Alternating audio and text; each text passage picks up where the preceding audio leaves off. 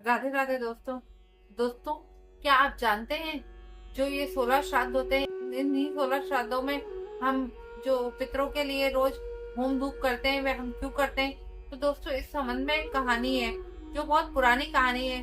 तो दोस्तों, आज मैं आपको ये प्राचीन काल की यही कथा शेयर करने वाली हूँ।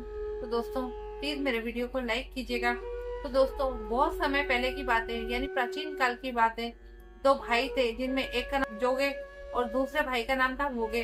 तो जो जोगे था वह बहुत अधिक संपन्न था और जो भोगे था बहुत अधिक निर्धन था। तो उन दोनों भाइयों में तो बहुत अधिक प्रेम था, लेकिन जो जोगे की पत्नी थी वह बहुत अहंकारी थी। उसे अपने पैसे का बहुत घमंड था और वह बहुत दिखावा पसंद भी थी। तो एक समय की बात है, एक बार जो है श्राद्ध कर्म शुरू हुए। तो उसने अपने पति से कहा कि मैं घर में श्राद्ध कर्म करना चाहती हूँ। तो उसके पति ने उससे कहा कि नहीं नहीं, तुम श्राद्ध कर्म मत करो, इससे तुम बहुत अधिक परेशान हो जाओगी।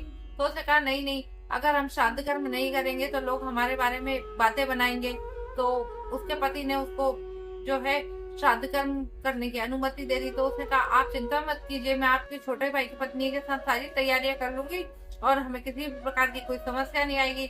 तो उसका पति अपनी पत्नी को श्राद्ध कर्म करने की अनुमति देकर, यानी कि अपनी पत्नी के मायके वालों को जाकर निमंत्रण देने के लिए चले। जोगे की पत्नी थी, उसने अपने छोटे भाई यानी कि भोगे की पत्नी को बुलाकर और श्राद्ध का सारा भोजन बनवा लिया, सारी तैयारियां करवा ली। और जो भोगे की पत्नी थी वह भी बहुत सुबह आकर उसने सारी तैयारियां की, उसने बहुत से प्रकार के व्यंजन बनाए और उन सभी कामों को खत्म कर कर वो भी अपने घर चली गई, क्योंकि तो उसे भी अपने पितरों के लिए जो था वो होम धूप करना था। तो दोस्तों, जब एक उचित समय हुआ और मध्याह्न का समय हुआ, जब पितृ धरती पर उतर कर आए, तो उन पितरों ने देखा कि जोगे के घर में जाकर देखा तो जो जोगे के ससुराल वाले थे, यानी कि उसके पत्नी के मायके वाले, उनकी वो बहुत अच्छे से आवाभगत कर रही थी और उन्हें अच्छे से सम्मान पूर्वक भोजन करा रही थी। और उसने देखा, उन लोगों ने देखा कि ना तो उसने अपने पति के पूर्वजों के लिए और पितरों के लिए कोई भी दान कर्म किया, ना ही उसने ब्राह्मणों को किसी प्रकार का भोजन करवाया। वह केवल जो है श्राद्ध कर्म करने का दिखावा कर रही थी। तो इससे जो पितृ थे वो बहुत ही दुखी हुए। अब जब पितृ दुखी हुए तो उन्होंने सोचा कि चलो अब हम अपने छोटे बेटे के घर चल के भी देख लेते हैं कि उसने हमारे लिए क्या किया है।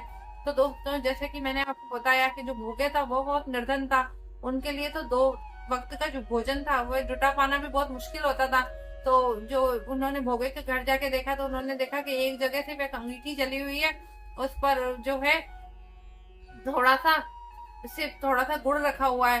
तो दोस्तों, जो उन्होंने पितृ थे उन्होंने उसी अंगीठी में से जो वो अपना हिस्सा था वो धुएं के रूप में ग्रहण किया और वे लोग जो थे वो दुखी होकर चले गए। तो जब वो शाम को वो दुखी होकर एक सरोवर के किनारे जाके बैठ गए, तो शाम को जब और लोगों के पितृ थे वे सब भी उसी जगह पे इकट्ठे हुए और उन सभी के पितरों ने अपने अपने परिवार, जो उनके परिवार ने उनके लिए दान धर्म किया, जो तर्पण किया, उसके बारे में बताने लगे। जो और लोगों के पितृ थे उन्होंने जोगे और भोगे के पितरों से पूछा क्या आज तुम्हारे घर पे भी तो तुम्हारे लिए दान पुण्य तर्पण किया गया होगा?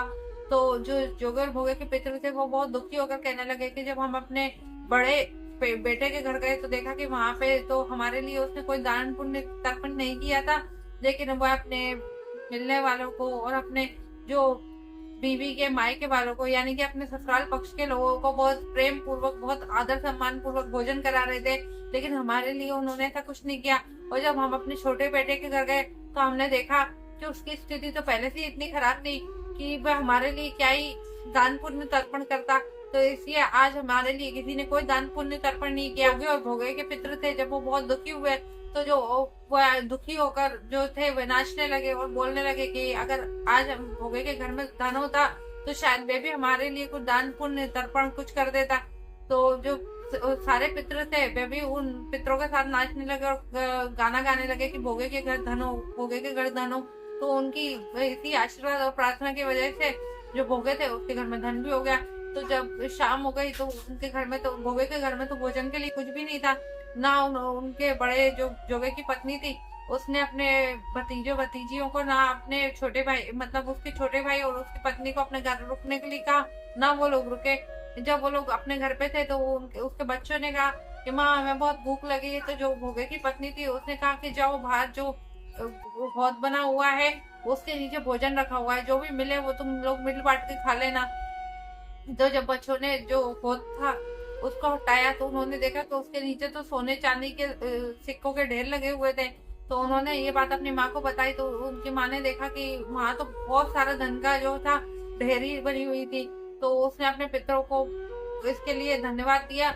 और जब अगला साल आया, जब अगले वर्ष में पितृपक्ष पड़ा, तो उसने अपने जो पितरों के निमित्त 56 भोग बनाया और ब्राह्मणों को यथाशक्ति उसने दान दक्षिणा दिया, उनका आदर सम्मान के साथ बुलाया और अपने आदर सम्मान के साथ उस भोगे ने अपने पितरों का दान तर्पण पिंडदान ये सब किया। तो इससे उसके पितृ बहुत खुश हुए और उसने जो अपना बड़ा भाई था जोगे उसको भी अपने घर बुलाया और अपने बड़े भाई को भी उसने सोने चांदी के बर्तनों में भोजन कराया।